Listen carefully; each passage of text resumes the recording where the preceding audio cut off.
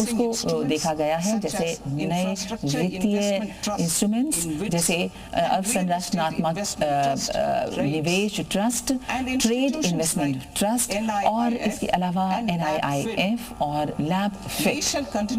हम ये कोशिश करेंगे कि हम ढांचागत विकास को केंद्रीकृत कर सकें और 5 लाख रुपए की जनसंख्या टियर 2 और टियर 3 की जो भी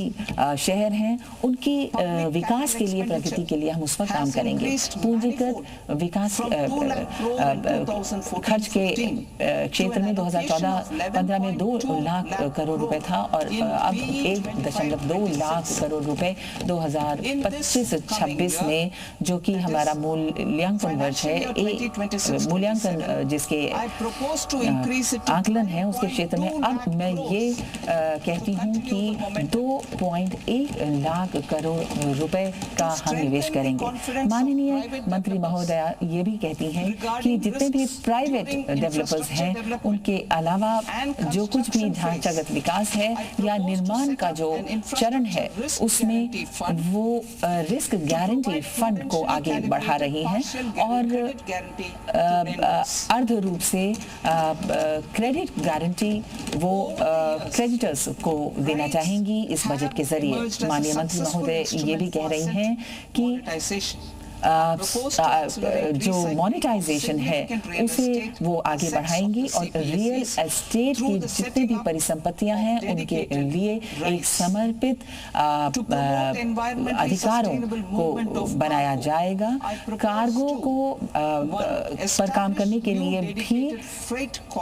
नए समर्पित भाड़े से संबंधित यानी फ्रेट से संबंधित कॉरिडोर्स यानी गलियारे बनाए जाएंगे। इसके अलावा 2 नए राष्ट्रीय जल मार्ग बनाए जाने की बात भी माननीय मंत्री महोदया बता रही हैं। साथ ही 5 जलमार्ग उड़ीसा में बनाए जाएंगे, खासकर उन क्षेत्रों से उन्हें जोड़ा जाएगा जो खनिजों के क्षेत्र में आगे हैं और इस तरह से पारादीप और दामरा जो पोर्ट्स हैं उनमें भी प्रगति के कार्य किए जाएंगे। प्रशिक्षण केंद्र रीजनल सेंटर्स ऑफ एक्सीलेंस बनाए जाने की बात भी माननीय निर्मला सीतारमण जी कह रही हैं। इसके अलावा वो ये भी कह रही हैं कि बहुत से वाटरवेज यानी जल मार्ग बनाए जाएंगे और उनके संबंध में दक्षता का भी विकास किया जाएगा। आंतरिक जल मार्गों को बढ़ाए जाने की, उनको स्थापित करने की बात कही जा रही है, जिसमें वाराणसी और कोलकाता में खासतौर पे इसे बढ़ाया जाएगा। कार्गो को बढ़ाने के संबंध में स्कीमें बनाई जाएंगी और पहले जो रेल से सामान जाता था वो अब आंतरिक जलमार्गों के जरिए जाएगा। 6% से अब इसकी बढ़ोतरी 12% 2047 तक कहे जाने की बात माननीय वित्त मंत्री महोदया ने कही है। इसके अलावा जहां तक संपर्क की बात है और पर्यटन की बात है, उसमें भारत में हम सी प्लेन्स यानी समुद्री जहाजों को बनाएंगे जो संचालन से संबंधित समर्थन प्रदान करेंगे। कार्बन को कैप्चर करने की बात के संबंध में माननीय निर्मला सीतारमण जी ने ये बताया है कि 2025 में कार्बन को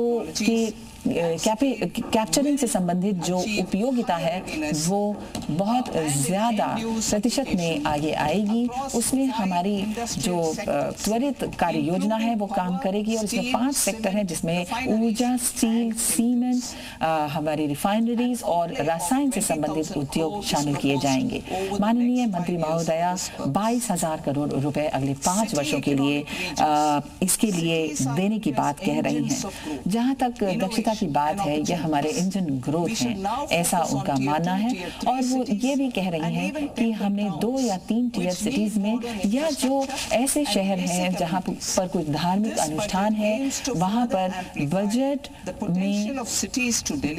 इन सभी शहरों में क्षमता बढ़ाने के संबंध में और एग्लोमरेशंस यानी इस तरीके के गढ़ बनाने के संबंध में उनकी खास तरीके की विशिष्ट प्रगति पर ध्यान देते हुए 5,000 करोड़ रुपए प्रति CER के हिसाब से अगले 5 वर्षों को दिए जाने की बात माननीय मंत्री महोदया देश को बता रही हैं और ये अनुसंधान के आधार पर वित्त पोषण किए जाने के बारे में है। इसके अलावा हमारे पैसेंजर्स यानी यात्रियों के बारे में अगर हम कहें तो हाई स्पीड रेल गलियारे यानी कॉरिडोर्स शहरों के बीच बनाए जाएंगे, जिनमें वो कहती हैं कि संपर्क मुंबई से पुणे, पुणे से हैदराबाद, हैदराबाद से बेंगलुरु, हैदराबाद से चेन्नई, चेन्नई से बेंगलुरु और दिल्ली से वाराणसी और वाराणसी से सिलीगुड़ी के ये फास्ट ट्रैक कॉरिडोर्स माननीय मंत्री महोदया अपने बजट के जरिए पूरे राष्ट्र को बता रही हैं। फाइनेंशियल सेक्टर, वित्तीय क्षेत्र में जो हमारा भारतीय बैंकिंग सेक्टर है उसमें बहुत ही सुदृढ़ बैलेंस शीट है, बहुत लाभप्रदता है और गुणवत्ता है। साथ ही कवरेज जो कि 98% तक हो गई है हमारे गांव के क्षेत्र में, उसमें उनका मानना है कि हम भविष्य के रूप में अपने इस मूल्यवर्धित कार्य को बढ़ाएंगे, इस सेक्टर को बढ़ाने की कोशिश करेंगे। हम एक उच्च स्तरीय समिति बैंकिंग के क्षेत्र में विकसित भारत में स्थापित करेंगे। उच्च स्तरीय समिति बैंकिंग के क्षेत्र में विकसित भारत के लिए जो इस पूरे सेक्टर की निरीक्षा करेगी, उसे रिव्यू करेगी और देखेगी कि किस तरीके से हम इस वृद्धि को आगे बढ़ा सकते हैं। सभी को समावेश करते हुए, सभी को इसमें शामिल करते हुए, सुदृढ़ करते हुए विकसित भारत के लिए हमारी सारी रणनीति तैयार है और हम निवेश के क्षेत्र में, प्रौद्योगिकी को अपनाने के क्षेत्र में और दक्षता को बनाने के क्षेत्र में पूरी तरह से कार्य करेंगे। ये हमारा प्रथम कदम होगा जिसमें हम पूरा ढांचागत विकास करेंगे वित्तीय कॉर्पोरेशन के जरिए और ग्रामीण विद्युतीकरण कॉर्पोरेशन के जरिए एक पूरा काम करेंगे। हम फॉरेन एक्सचेंज प्रबंधन के क्षेत्र में एक व्यापक कार्यक्रम शुरू कर रहे हैं और इसमें विदेशी निवेश में भारत जो हमारी आर्थिक जिस तरीके की हमारी पूर्वताएं हैं, प्राथमिकताएं हैं, उन पर काम करेगा।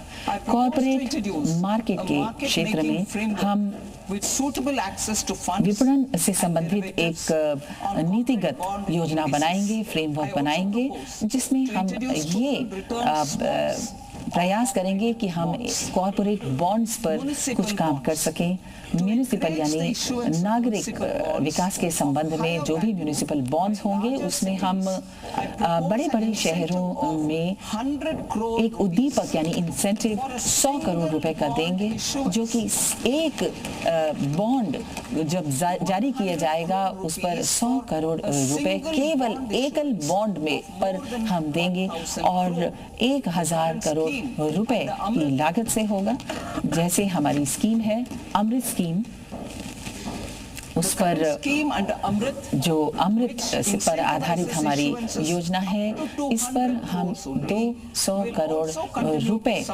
जो अभी तक इसमें लगाया गया था उसमें अब हम छोटे और मध्यम वर्गीय सेक्टरों को, टर्म्स को हम सहायता देंगे। इसके अलावा व्यक्तिगत योजनाओं में जो लोग PROIs होते हैं, जो भारतीय मूल के लोग बाहर रहते हैं, उन्हें हम भारतीय कंपनियों के जरिए सूचीबद्ध करेंगे और इस स्कीम को उन लोगों पर शामिल करेंगे। इसके अलावा हम हर व्यक्ति के लिए PROI के लिए निवेश की जो स्कीम है उसे 5% से बढ़ाकर 10% करते हैं। उसके पूरे निवेश पर कोई भी व्यक्तिगत PROI जो निवेश करेगा उसे 10% से हम बढ़ाकर 24% करते हैं। technologies इसके अलावा including AI. हमारी जितनी भी टेक्नोलॉजीज हैं एआई में यानी कृत्रिम बुद्धिजीविता आर्टिफिशियल इंटेलिजेंस में हम ये कहेंगे, माननीय मंत्री जी का भी ये कहना है कि हमारे किसानों के लिए, महिलाओं के लिए जो स्टेम में हैं, जो युवा लोग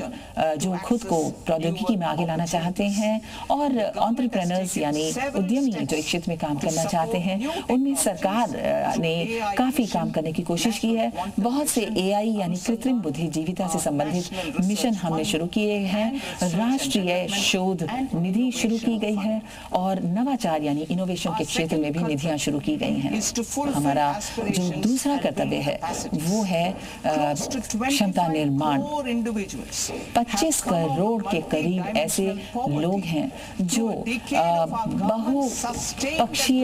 गरीबी से बाहर आए हैं और क्योंकि हमने बहुत ही ढांचागत विकास के साथ इसमें सुधार किए हैं, इस